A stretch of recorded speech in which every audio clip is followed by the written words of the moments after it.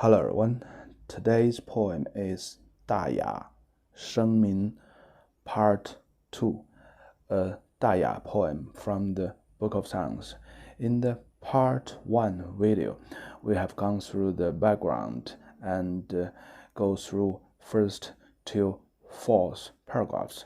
In the first half of this poem, it talks about the very earliest ancestor of the Zhou people, Houji. The person was so-called Houji. He was treated as the first generation of the Zhou people, and her mother got pregnant by some of the very mysterious and divine situation, like most of the epic folk stories. And then her mother gave birth to Houji as a virgin girl. So this upset the god in the heaven. Of course, this also upset the people around. So Houji was abandoned to the cold ice, to the forest, to the humble, narrow street. And finally, he was well taken care of everywhere by the bulls, by the cows, by the sheep, by the birds. And finally, people realized that Houji was protected, blessed by the nature. So he was welcomed back to the tribe as a normal kid, and he shows his interest on the agriculture in his youth time. So basically, this is from the first to the fourth paragraph. So the fifth paragraph, we are getting into his the time of his grown up. Now the fifth paragraph. 但后继之色有相之道. Father Houji, he teach the skills, he teach the way how to plant, how to do the farming work to our people.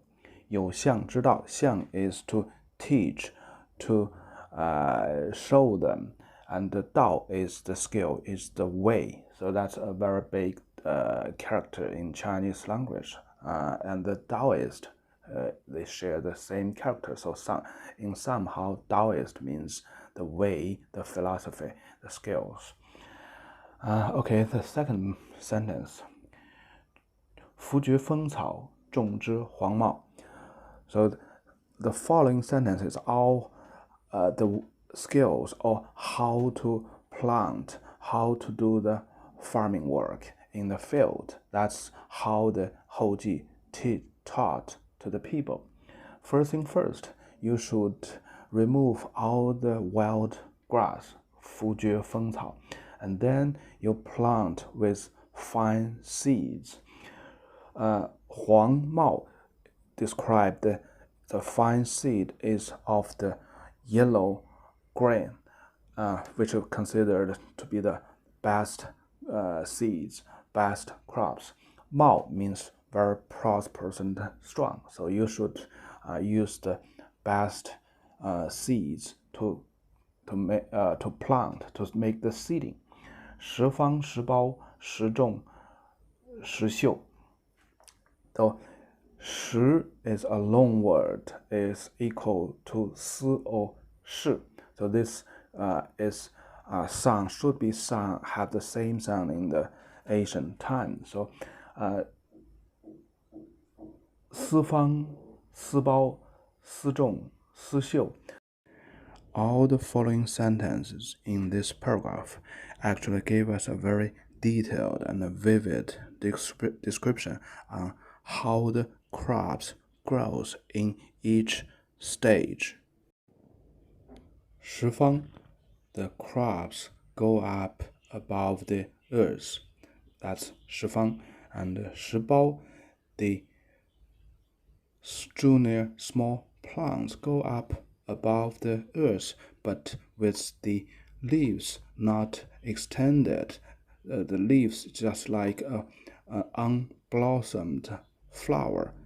So that's 石苞 and 时种时秀 and 种 here actually means middle. So the junior plants grow up to the middle height, and it's so beautiful, very fresh.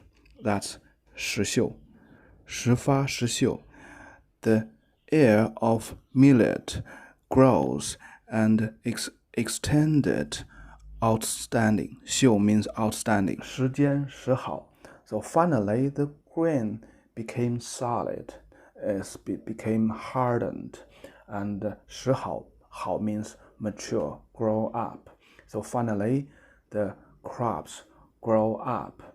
时颖时利 So there's so many stages. So you can see the Zhou people are so careful and so dedicated on their farming work. They noticed every tiny change on their crops. Okay, let's continue. 时颖时利 Finally, 颖 means the air is full loaded with mature seeds and it's bent down. So at the very beginning, the air grows straight upward, and when the crops, the seeds mature, the grain mature, the air turned down, bent down toward the ground. That's 颖, and 利 means finally it became a solid, round grain, so it's fully matured. 己有台家室 and so all the harvest grains is for the catering, for the this state, for this tribe, so-called 有台. So you can see this map, the very ancient, the first Zhou people, they are living in this place, so-called as 有台. And 家室 is a very important indication that they have a temple. They have their very original temple. So they have temple means they are not a savage tribe. They are a state, or even they are not a state, they are a tribe. They are recognized by the king and they are recognized by the God in heaven. So they are the people of civilization. They are with the true Chinese culture now. So the fifth paragraph actually tells us how the Zhou people doing their farming work in such a detail. So this also reflected how deep love they feel and how enthusiastic they are for the farming work. And the agriculture basically is the strength, is the assets, is the most important assets for the Zhou people, and these assets finally turned them into a dynasty. They became the most powerful tribe, then a state, and finally they built their dynasty, they built their country. It's all based on their assets or their love on the agriculture, on their talent on agriculture. Okay, the sixth paragraph. 淡酱加种，为锯为披，为迷为起. Father Houji gave us the finest seeds. So in Chinese, it used the term 酱, which is put down, something put down from the heaven down to the earth. So this actually is to show that Houji is sort of the half human, half divine figure. So, or he brought something from the heaven and down to earth. So the Zhou people was blessed with all those fine seeds from heaven. So the sentence 为具为披为弥为起 is all the aspects of those fine seeds. So there's many sayings on these aspects, but it's hard to tell which is correct. So for my understanding, 具 and 披 actually means those grains are very big and bright, shining bright. Mi very likely means the grains are very sticky. So the sticky, not dry, is good quality for Chinese.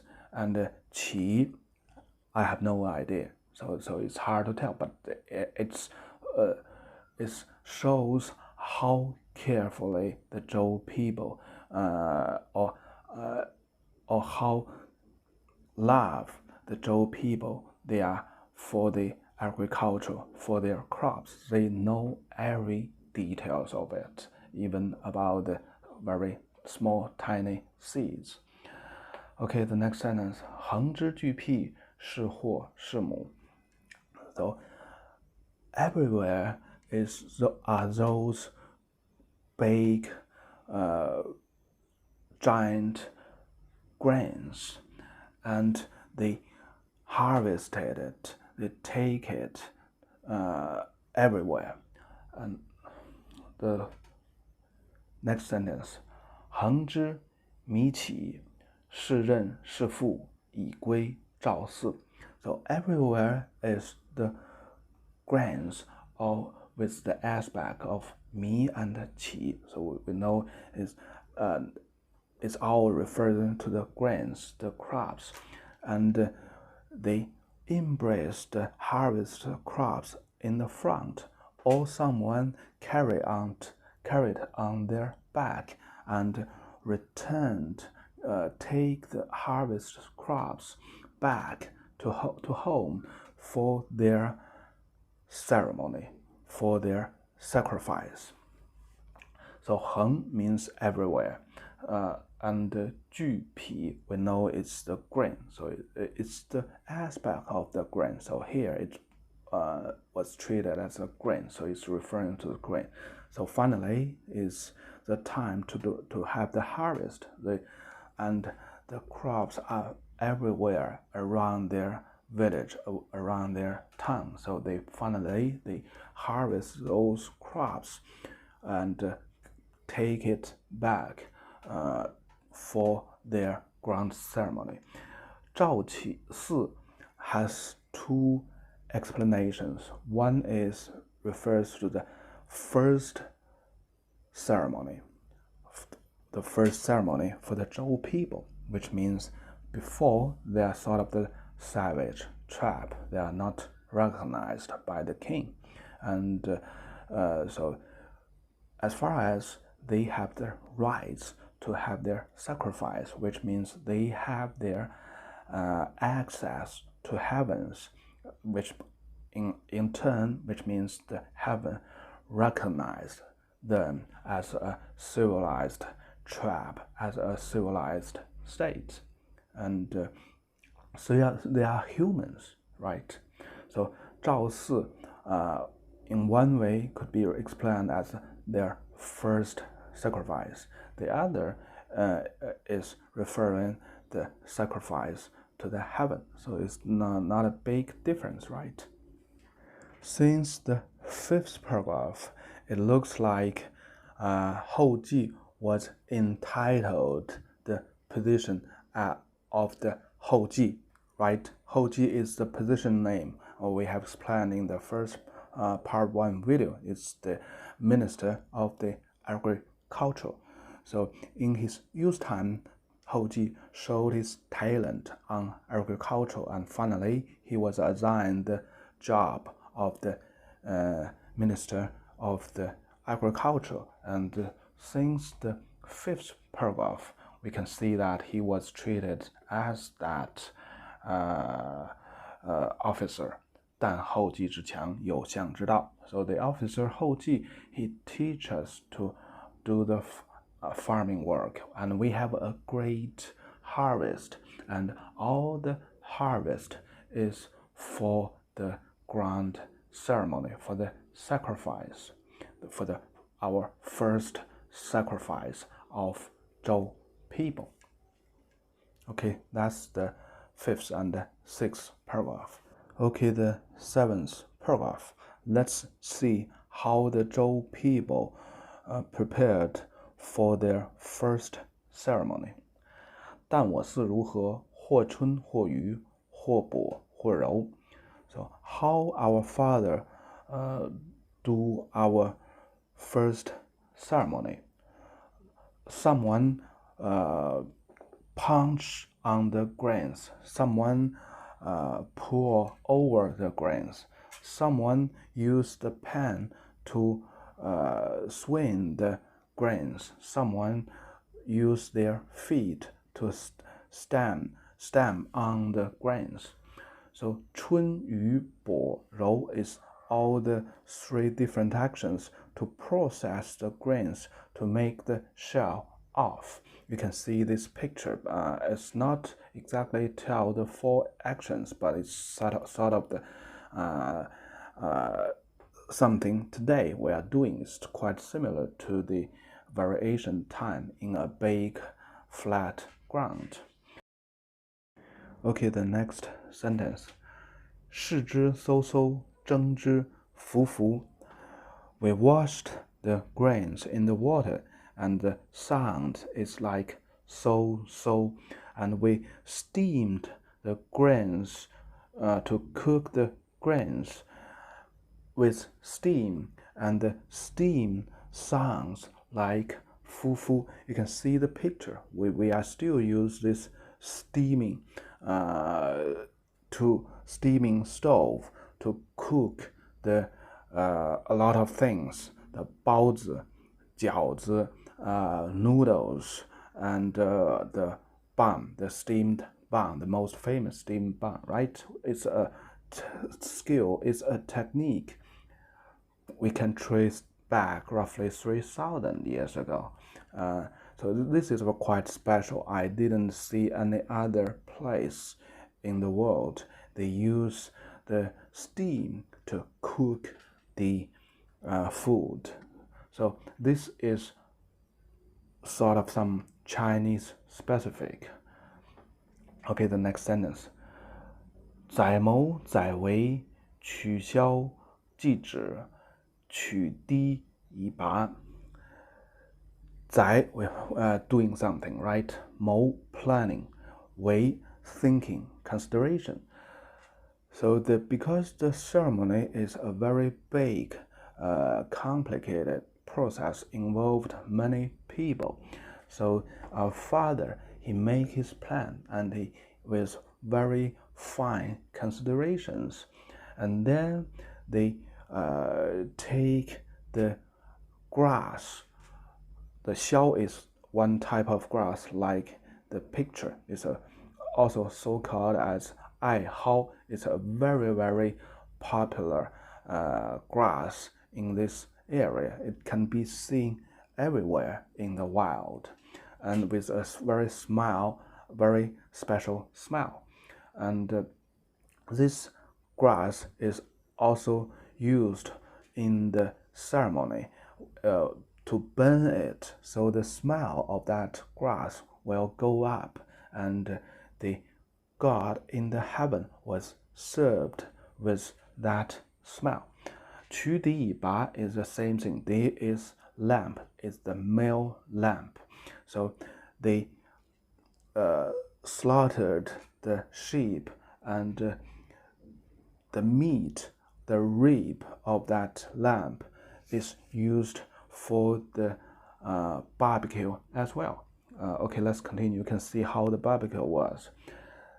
秬糜糜糜，以星四岁.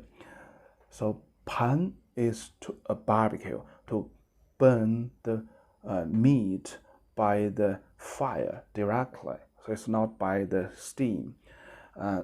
So this is quite normal. You can see the barbecue everywhere in the world. And with the barbecue, the flavor, the smell goes up to the heaven. So in which way the Zhou people think the God in the heaven, they have that smell, which means they take all the sacrifice, the lamb, the grass. 以星四岁, 四 is next, following. So all the ceremony is not only for the celebration for this harvest. The main focus is for the coming year, for the to ask the bless, to ask the fortune from the God, to have a better, to have a great harvest in the next year. The seventh paragraph is about the sacrifice to heaven. Well, the interesting part is that there is no wine, right? So we have a lot of the poems in Book of Songs talk about a sacrifice, and they all started with the wine, drinking wine, to serve the wine to God. And in this poem, there is no wine. So very likely, this poem is so true, and it reflected the true events in that time. There's no one at that time, right? And so the sacrifice is by the steamed grains, by the wild grass, by the meat of lamb. Okay, the eighth paragraph, the last paragraph. 昂胜于斗，于斗于灯. The sacrifice was loaded up in the plate, and the smell was in the plate and go above. So what sacrifice normally was loaded on the plate? Dou is the very special type of plate in the ancient China, in the Zhou dynasty, just like the picture, with a long stick below. So the meat, the crops, the fruits, the nuts, all could be put on the plate. So in this poem, it didn't tell us what kind of foods was loaded in the plate. Anyhow, you can imagine the nuts, the meats, the sauces, and of course the grains. 其香始生，上帝居心. So all the smells, what smells? We have a lot of smells in the seventh paragraph, and now we loaded all the plate, and all these plates with all the meat, with the wild grass, with everything, the smells go up. 始生 started to go up, and God up above, he smelled it peacefully, calmly, happily. 狐臭胆识后稷赵四. Be careful. It's read as 臭, which means the smell. And normally, most of the time, it was read as 臭, which means it's the dirty smell. But here it just refers to the smell. There's so many smell of food and meat, and it was so abundant. 胆 is abundant, and this sentence actually reversed the sequence of the characters. So from my personal perspective, I do believe the right sequence is 石秀虎胆. The seasonal food, the flavor of the seasonal food was so abundant and so many cans, and our father Houji finished this very first ceremony, very first sacrifice of Zhou people. By finishing the first sacrifice, first ceremony, the Zhou people was founded by this ceremony, by Father Houji. Okay, the next sentence. 蜀无罪悔，以弃于今. Till today, our people, we don't have any guilty. We are not foolish. So till today, till which day? Till the day the poet writing this poem. So very likely it's in the early stage of the Zhou dynasty, or even before the Zhou dynasty, but for sure after the time of Houji. And this also corresponds to the very beginning of this poem, right? Let's check the very beginning of this first poem. 厥初生民，时维姜嫄. When we recall the time, the first generation of the Zhou people is the time of our mother, Jiang Yuan.